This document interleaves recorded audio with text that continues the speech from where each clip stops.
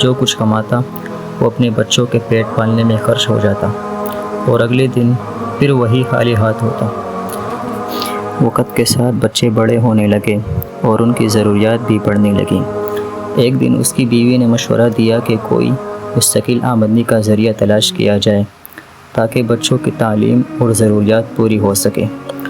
فضلو نے فیصلہ کیا کہ اب کچھ نیا کرنا ہوگا۔ اگلے ہی دن وہ بازار گیا اور اپنی تھوڑی سی جمع پونجی سے ایک کلہاڑا خرید لیا۔ گھر کے قریب جنگل تھا جہاں سے اس نے لکڑیاں کاٹی اور بازار میں بیچ دی۔ آمدنی اچھی ہوئی اور وہ دن ان کی زندگی کا پہلا دن تھا جب سب نے پیٹ بھر کر کھانا کھایا۔